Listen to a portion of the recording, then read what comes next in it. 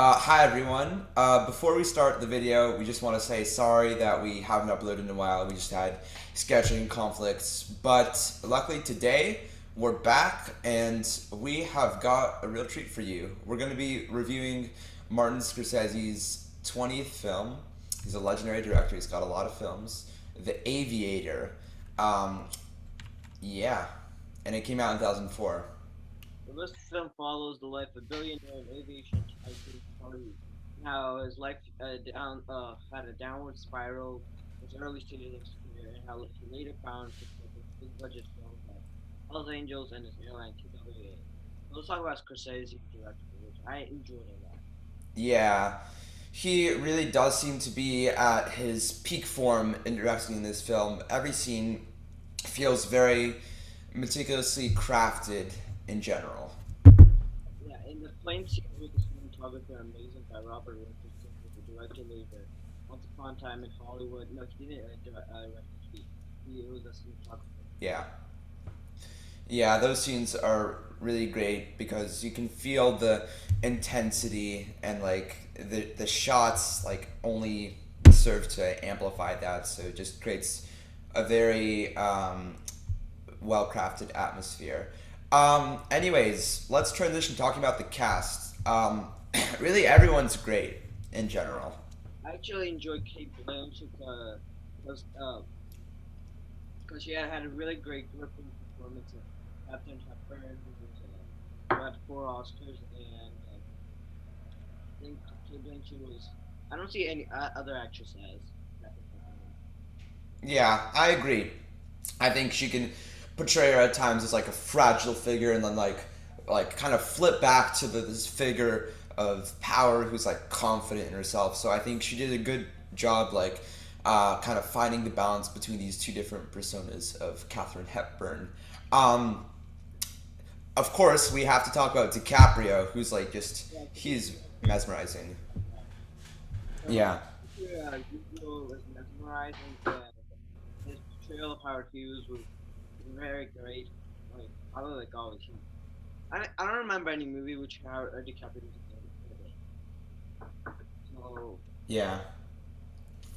I think that in general, DiCaprio is good at portraying these types of characters in movies who like can have like a downward spiral or just prominent individuals who might like dabble in either crime or just have a lot of money and like I think he's good at like the movies where like themes of greed and wealth are kind of involved. And as a Scorsese, just directing these movies, he gets really gets the best performances out of all these actors.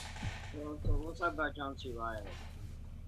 We Yeah. have John C. Riley as his duo with, which is flawed duo with Will Ferrell as Holmes and Watson, which wasn't great. Mm-hmm. It wasn't good at all. It was just good.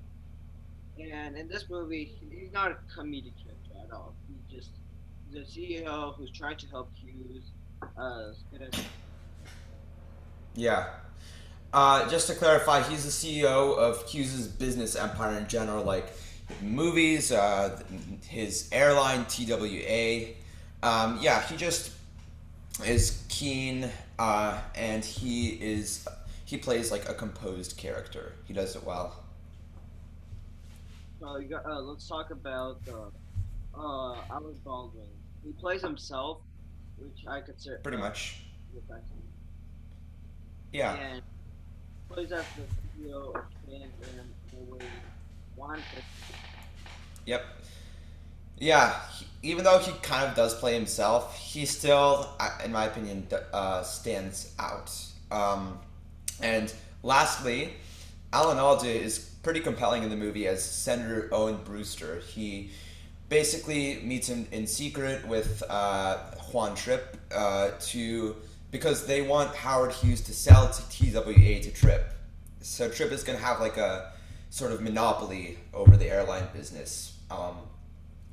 But well, actually, we're not going to get into how that plays out, but that's one kind of key part of the plot later on in the film. Let's talk about plot and screenplay. So I enjoyed the dialogue. I consider them very great. And the pacing was slow, but it could have been a little slower. Okay, Beckinsale was there, but that's so great.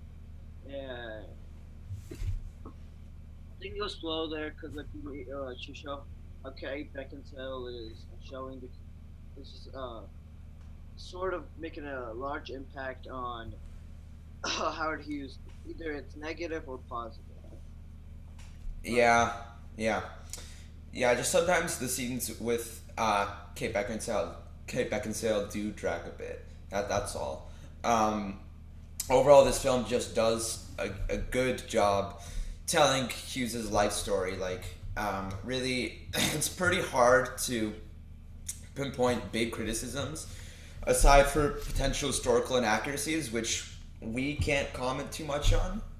Like, we're not too familiar with this history, but there might be a couple of instances where it's over dramatized. But like, I don't know, based on like how the film was framed, it just didn't feel too inaccurate to me. yeah, so the ending, which I have mixed feelings. Yeah, it's like somewhat ambiguous in the sense that you don't really know what happens with Hughes afterwards, but I think it is mostly conclusive because he kind of fulfilled his dreams. Like, he be- became. Well, we don't want to get too much into details, but he kind of his goals. All his goals all passed, so he's like, Yeah, not too much of a spoiler because yeah. people do know this in real life. So that's all we're gonna say on it, though. The grade we gave it for as a movie is an A minus, and for entertainment, I forgot what the entertainment review is. For entertainment, we gave it a B plus, because mostly doesn't drag. Same thing, except for scenes that might drag with Kate Beckinsale, and the story is pretty fascinating overall. We decided we're probably not going to give historical accuracy ratings for a lot of these films because a lot of the time we're just not familiar with the history of the films, so it's probably best that we don't give that rating too often. I would say for ratings of historical accuracy, you should probably just like search videos, to see if it's historically accurate, or read articles. We're probably not the best source of information for that. So if you wanted to see what we're gonna review next, put your some movies in the chat Yeah, and please do. like and subscribe. Yeah, thank you guys so much for watching. Yeah, like Maxime said, we can do whatever you guys suggest next. And have a good rest of your day. Bye, everyone.